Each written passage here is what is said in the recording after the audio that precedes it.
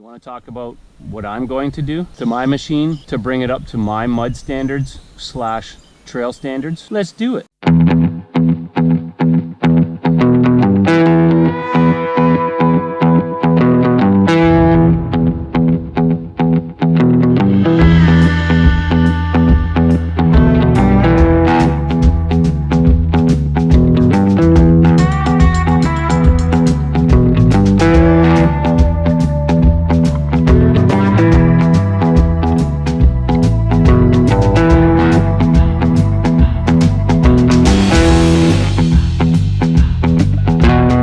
Okay, so here we are.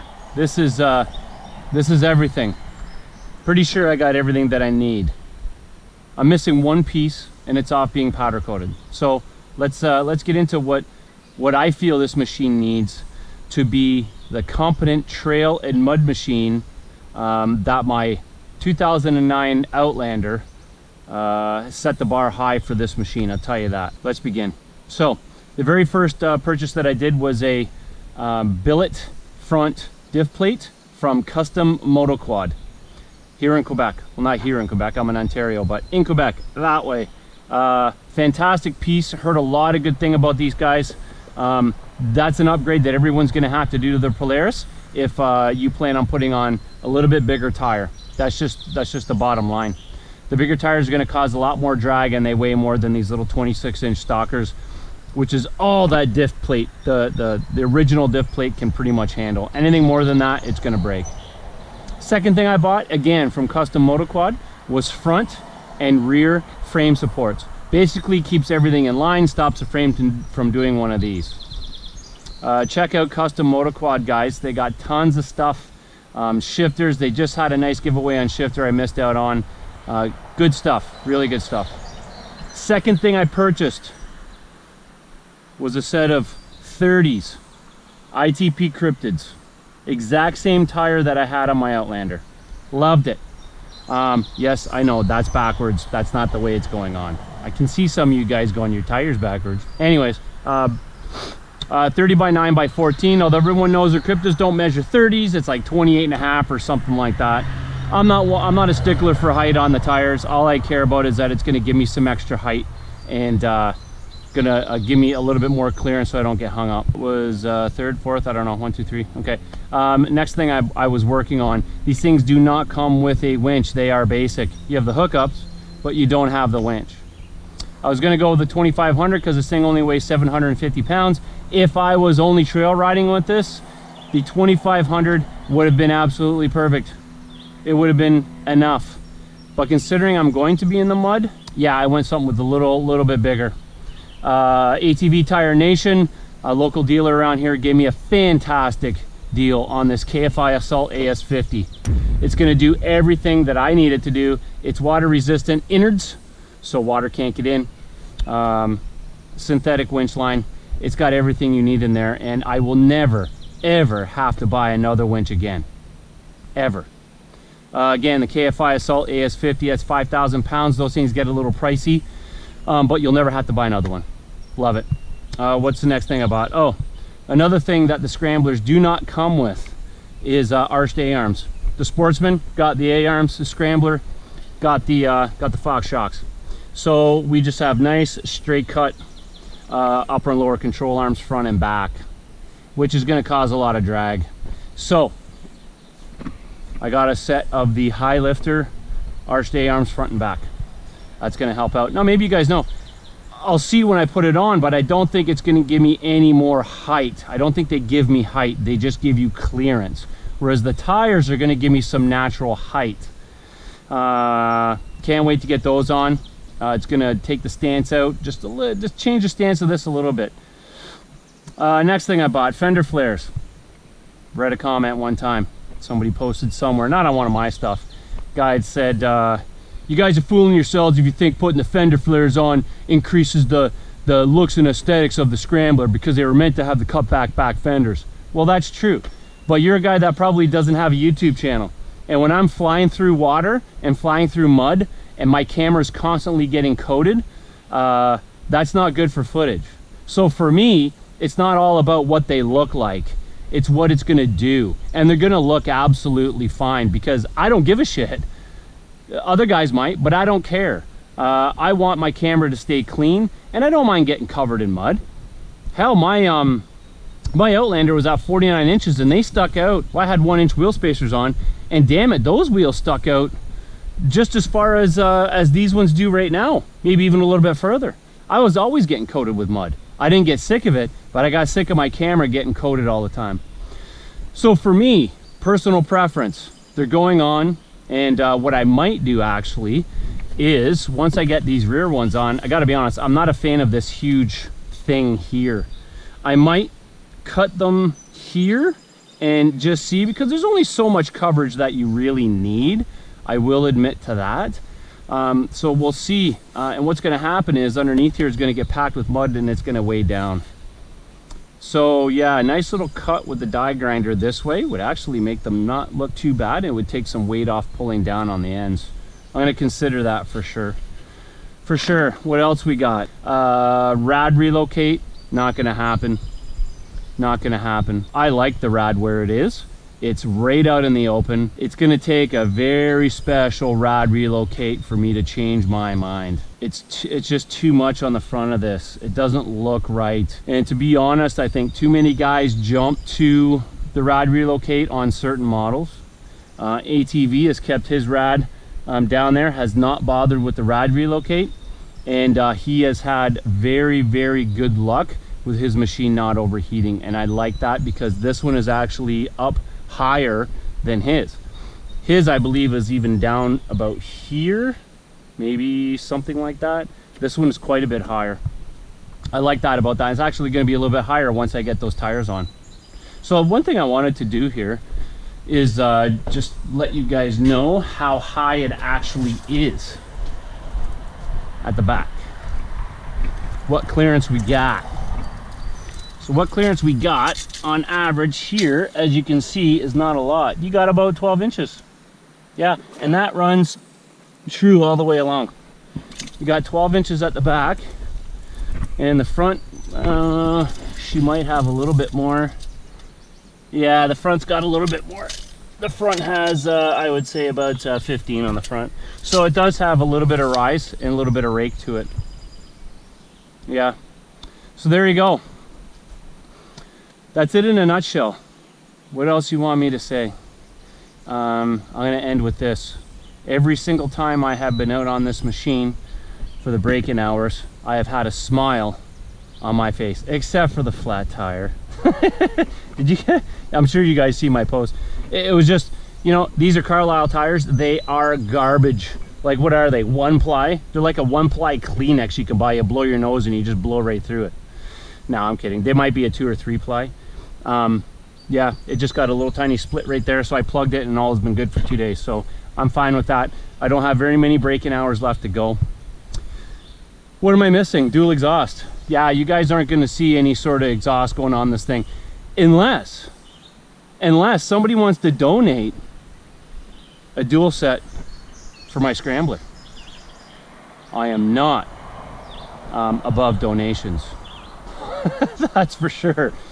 But man, this stuff adds up. Price-wise, money-wise, the damn stuff just keeps adding. I'm perfectly fine with the Polaris dual setup. This is not one of your Can-Am round, ugly, disgustingly unperformance-wise riddled, I don't know what other words to use, muffler sitting at the back. Polaris spent a lot of time on these. I took out the spark arresters. They're fine. It's not going to add. You guys are thinking that this thing's going to get like 10 horsepower from your friggin', because I put the RJWC on my Outlander. Yeah, sure. In certain situations, it makes it breathe better. You get 3 or 4 horsepower. You guys think you're getting like 10 and 20 or 15 horsepower out of dual exhaust? You're fooling yourself, because you're not. You're just not. You are getting a small amount of added performance when you couple it with many other things. But as far as putting a dual exhaust on this thing and hopping on it and think that this thing's gonna fly me to the moon because I put dual exhaust on it, guys, that's just not the way it is. It's called marketing. It's called marketing. I'm not afraid to say it. It's true. It's true. It would cost me $1,500 setup just for dual exhaust and a fuel tuner. I don't need that. It's perfectly fine the way it is. 90 horsepower is insane. Holy, and 750 pound frame, my goodness. Why would you want for any more? It's crazy. The thing's crazy powerful.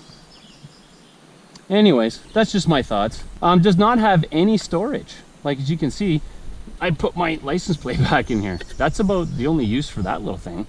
But on my Outlander, I didn't use much. You guys watch the vids. I only had my my case right here. I might buy the Polaris case because I like it. It looks cool. But I can still strap my other case to that. As long as I have a place for some food and water, then I'm happy with that. 2-inch lift. The Polaris is known for weak axles, not gonna lie. These tires just might make those weak axles pop. And in which case, I don't know if I'll go Demon or who knows what I'll go with axle wise. I'm sure you guys will tell me what the best axles are for the Scramblers or for any Polaris model. What else we got going here? There was something back here that I wanted to address. Storage, dual exhaust, license plate. I think that's about it. Oh, clutch kit. Yeah. A lot of guys have had a lot of good luck with clutch kits. I've been perusing the forums, and Polaris apparently, out of the box, has an incredibly reliable clutch system.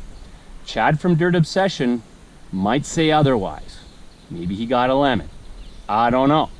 I've been researching CVTech and just buying a CVTech full primary like I did on my Outlander, and so far I've read 5 or 6 different guys that have actually said it's not worth it because the Polaris clutch is so it's so much better than a Can-Am stock clutch, that just adding a clutch kit will give you everything that you need for these bigger tires. Now, you want to hear the real reason why I bought the Polaris? Was because there are a few guys that ride with ATV that are, I would call them a Polaris family. Now, they're not one of these people that will have things break and then not tell anybody. If things break, they tell people. But they're also realists, and they know that if you ride things hard, things will break. He has purchased a 2018 Highlifter 1000. His wife has a 2018 850 Highlifter, and his son has the 2018 Havasu Red 1000 Scrambler. His Scrambler has Highlifter parts. It has the cryptids. It's got the clutch kit.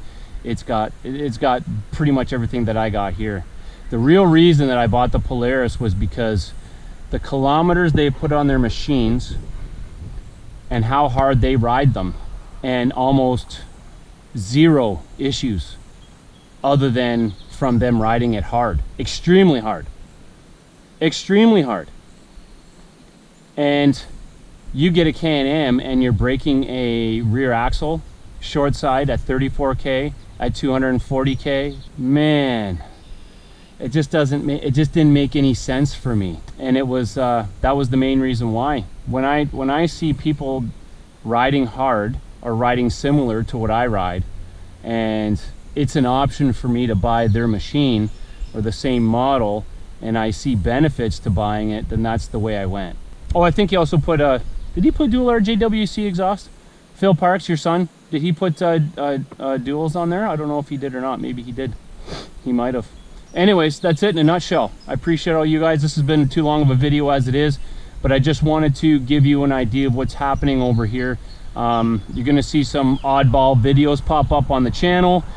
While I still get the break-in hours, I don't have too many more to go. As soon as they are done, all these parts are getting put on this machine, and I can give her hell and give you some, really guys, look it, I'm only gonna say this, I'm saying this to help you. Whatever machine you buy, you need to sit down and take a look at what you really want to do with it. Trails or mud? For me, trails and mud. These are not huge upgrades. It's not going to take away the trail capability. You guys are familiar with the channel from Toronto, Frankie's channel? Those guys, their machines are set up for high-speed trail. Excuse me. High-speed trail. They don't have snorkels, I don't believe. They got their clutches set up for trail. they have the tire set up for trail. It's trail. You won't see cryptids on their machines. You're gonna see trail tires. They don't have rad relocate. They don't have any of that stuff that we got. So you really need to sit down and ask yourself, what am I going to be doing with this? There is one bad thing that I don't like, and that is the placement of these plastics. See how pronounced they are here? That is your exhaust cover behind it. This, as you can see, rubs on your boot. I don't like that, but there's nothing you can do about it because it's so pronounced. These have nice deep footwells too. Nice deep footwells. So when I was getting off and on, you can see right here I've actually scrubbed my foot along it, but my Outlander had the footwells weren't as deep, so I could get off and not worry about scrubbing this, or maybe I never even worried about it on the damn thing. Oh, you can see all the scratches that are happening here. Okay, that's just inevitable. That's you'll never get around that. They just stick out, you know. It's because ergonomically these things really fit the rider extremely nice. So far anybody who sat on is go, oh my god, that fits so beautiful, and it does. It just seems ergonomically everything is exactly where it needs to be. You sit nice in the saddle. The seat is plush. Really plush. What I would like to do quite possibly is have this seat redone, recovered, and make this orange, but then have this a little bit more pronounced. Even make it even more comfortable on your lower back, and keep you a little bit more in the riding saddle without sliding back, because once that seat gets slippery, man, you're sliding all over. Okay, I'm done talking. I can't see anymore. Stay tuned. Just stay tuned, guys. We'll see how this Polaris works, and we'll get out riding with more Polaris guys, and hopefully it'll give you guys a little bit more information about what you should and shouldn't buy for your particular riding area. Thank you very much for tuning in, and Elemental ATV out.